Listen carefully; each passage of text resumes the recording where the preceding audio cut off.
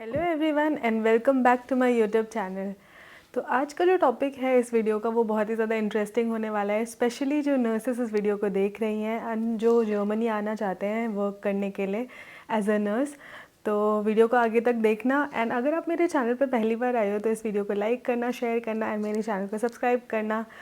तो वीडियो शुरू करने से पहले मैं एक ज़रूरी बात आप लोगों के साथ डिस्कस करना चाहती हूँ कि आप लोगों में से बहुत सारे लोग मुझे हमेशा कमेंट्स में पूछते रहते हो मेरा नंबर एंड ऑल। उसके लिए मैंने एक सोल्यूशन भी निकाला था, बट आप में से फिर भी जो लोग हैं वो मेरे को मैसेज करते रहते हैं, मेल करते रहते हैं कि अपना नंबर दे दो, ये दे दो। तो वो मैं एक्चुअली अपना नंबर नहीं दे सकती हूँ एंड वो मेरा पर्सनल नंबर है, तो इसीलिए मैं उसको पब्लिक नहीं कर सकती हूँ, मैं करना भी नहीं चाहती। इसीलिए मैंने आप लोगों को एक लिंक प्रोवाइड किया था, मैंने एक शॉर्ट्स बनाया था यूट्यूब को, उसमें एक लिंक प्रोवाइड किया था जिसके थ्रू आप एक कॉल बुक कर सकते हो और अपनी जो भी क्वेरीज़ हैं उसमें आप मेरे साथ डिस्कस कर सकते हो। जो भी आपके क्वेश्चंस है रिलेटेड टू नर्सिंग या रिलेटेड टू जर्मनी, तो उनके आप आंसर्स पा सकते हो। बट स्टिल आप लोग फिर भी मुझसे नंबर मांगते रहते हो, जो कि मेरे को सही नहीं लगता। एंड मेल में भी बहुत सारे आप क्वेश्चन पूछते हो, बड़े बड़े क्वेश्चंस या 3-4 क्वेश्चन, तो उसका भी मैं जवाब नहीं दे सकती क्योंकि मेरी भी शिफ्ट्स होती हैं एंड मुझे भी काम करना होता है, तो मेरे पास भी टाइम नहीं होता हमेशा हर किसी का जवाब देने का। बट फिर भी मैं कोशिश करती हूँ, मैंने बहुत लोगों को बहुत बारी आंसर्स भी किया है, मेल बैक किया है।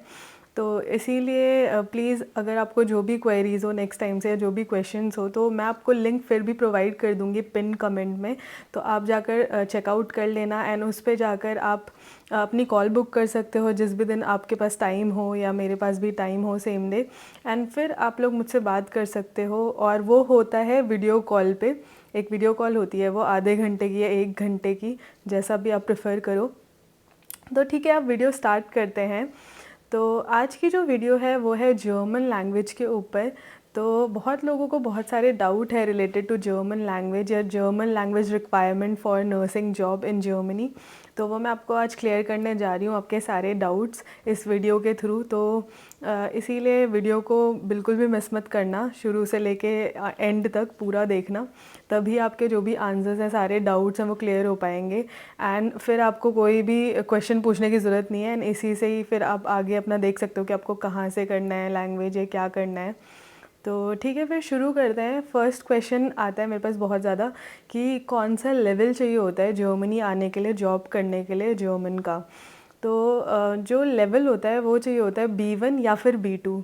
तो आप B1 भी कर सकते हो या तो आप B2 भी कर सकते हो, दोनों ही आप लेवल अगर करोगे तो आप जर्मनी आसानी से जॉब के लिए आ सकते हो, क्योंकि कई कई जगह पे B1 मांगते हैं एंड कई जगह पे B2 मांगते हैं जो रिक्वायरमेंट होती है। बट अगर आप वीज़ा के लिए अप्लाई करोगे तो वीज़ा का ही रिक्वायरमेंट B1 है, तो मिनिमम आपको B1 चाहिए। B1 से अगर आप कम करोगे लैंग्वेज तो नहीं चलेगा, इसीलिए मिनिमम B1, और अगर आप B2 करना चाहते हो तो आप B2 भी कर सकते हो।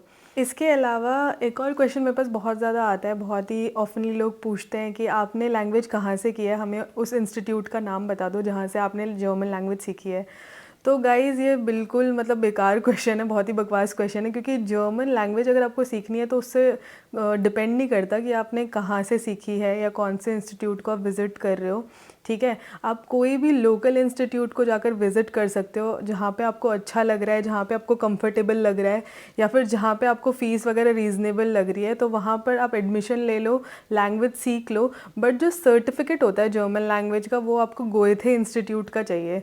तो लैंग्वेज आप किसी भी इंस्टीट्यूट से करो, बट लास्ट में जाकर आपको जो एग्ज़ाम देना है वो गोएथे इंस्टीट्यूट से देना है, जो कि बहुत सारी जो मेन सिटीज़ हैं, बड़ी बड़ी सिटीज़ हैं इंडिया में, वहाँ पे उनके इंस्टीट्यूट अवेलेबल हैं, जैसे कि दिल्ली हो गया, पुणे हो गया, बहुत आप चेक कर सकते हो, आप गूगल कर लो तो उसके बारे में आपको इन्फॉर्मेशन मिल जाएगी। तो गोएथे इंस्टीट्यूट है क्या, एक्चुअली गोएथे इंस्टीट्यूट का सर्टिफिकेट क्यों चाहिए होता है? तो जो गोएथे इंस्टीट्यूट है वो जर्मनी में भी है, जर्मनी में म्यूनिक में सबसे पहले इसकी ब्रांच खुली थी। मतलब यहाँ पे भी जो जर्मनी में बड़ी बड़ी सिटीज़ हैं जैसे कि बर्लिन हो गया, म्यूनिक हो गया, आपने नाम सुना होगा, तो वहाँ पर वहाँ पर भी इसके इंस्टीट्यूट हैं गोएथे के। तो उन्हीं के जो ब्रांचेस हैं वो इंटरनेशनली बहुत सारी कंट्रीज़ में, I think most of the countries में इनकी ब्रांच खोली गई हैं। तो वहाँ पे क्या होता है कि बहुत सारे नेटिव जो टीचर्स होते हैं, नेटिव टीचर्स हैं, वो टीचिंग करते हैं, जर्मन सिखाते भी हैं और वहाँ पे एग्ज़ाम्स कंडक्ट होते हैं, तो उसको बोलते हैं गोएथे सर्टिफिकेट, मतलब लाइक गोएथे जर्मन सर्टिफिकेट होता है वो। तो इसीलिए वही सर्टिफिकेट जर्मनी में वैलिड है, क्योंकि जो इंस्टीट्यूट है उसी की जो बॉडी है वो यहाँ पे भी है और वो इंडिया में भी है, तो इसीलिए वो लोग इसी को ही वैलिडेट करते हैं, मतलब यही वैलिडिटी है सर्टिफिकेट की। तो इसीलिए लोकल कहीं से भी आपने सीखा और वहाँ का सर्टिफिकेट आप लेके आते हो जर्मनी, या उस सर्टिफिकेट के बेसिस पे अगर आप वीज़ा अप्लाई करते हो तो आपका रिजेक्ट हो जाएगा, उस बेसिस पे आपको वीज़ा नहीं मिलेगा, क्योंकि गोएथे सर्टिफिकेट ही वैलिड है। आप में से बहुत सारे लोग अब ये सोच रहे होंगे कि मैंने जो लैंग्वेज की रिक्वायरमेंट है रिलेटेड टू वीज़ा या फिर जर्मनी में जॉब के लिए सब कुछ बता दिया है, बट अब जो लैंग्वेज है, अब बात करते हैं उसकी फ़ीस कितनी आती है, जो उसका खर्चा होता है, एक्सपेंस होता है, वो कितना आता है। तो अगर आप A1 से लेके B1 तक अगर लैंग्वेज सीखोगे, लाइक B1 मिनिमम लेवल है, अगर B1 तक आपको लैंग्वेज सीखना है और सर्टिफिकेट उसका लेना है, लाइक एग्ज़ाम देना है, तो आपकी जो फ़ीस है वो वेरी कर सकती है 45,000 से लेके मतलब सिर्फ फ़ीस लैंग्वेज की 45 to 60,000 तक फ़ीस, डिपेंड करता है आप कौन से इंस्टीट्यूट में जा रहे हो, तो ये इतना आपको उसका खर्चा पड़ेगा सीखने का।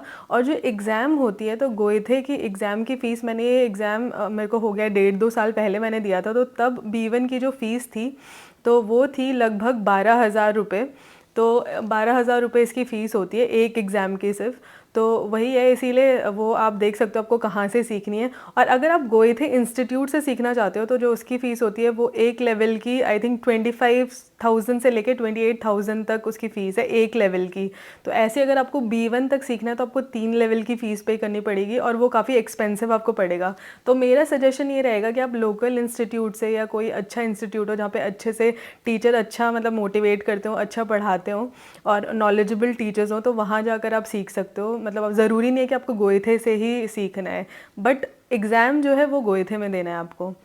तो ये हो गया इसके खर्चे की बात। सो नेक्स्ट जो क्वेश्चन अब अराइज होगा तो ये होगा कि कितना टाइम लगता है इसको सीखने में।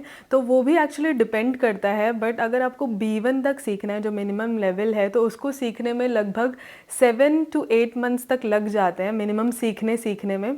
और अगर B2 को आप सीखोगे तो आप 2 महीने और मान लो, मतलब 9 to 10 मंथ्स आपको लग जाएंगे। तो और एक लेवल को सीखने में लगभग 1.5 महीने से लेकर 2-3 महीना लग सकता है। वो डिपेंड करता है आपकी कैचिंग पावर पे, आपकी कैपेबिलिटी पे, कि आप कितना उसको टाइम दे रहे हो या आपके अंदर कितना पोटेंशियल है लैंग्वेज सीखने के लिए, या आपका जो इंस्टीट्यूट आपने ज्वाइन कर रखा है तो वो कैसे आपको पढ़ा रहे हैं, कैसे सिखा रहे हैं, तो उस पर डिपेंड करता है। सो अब मैं आप लोगों को थोड़ा सा जर्मन लैंग्वेज से रिलेटेड बता देती हूँ कि जर्मन लैंग्वेज में कितने लेवल्स होते हैं। तो इसमें 6 लेवल्स होते हैं। ये स्टार्ट होता है A1 से, A1 A2 B1 B2 and C1 C2।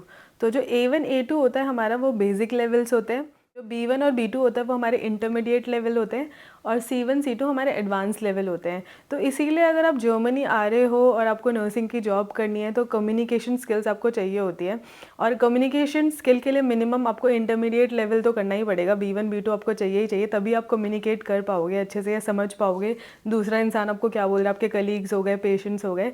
तो इसीलिए इंटरमीडिएट लेवल जो है वो इसकी रिक्वायरमेंट है। तो चाहे आप B1 करो B2 करो, इट डजेंट मैटर, बट आपको मिनिमम B1 तो करना ही करना है।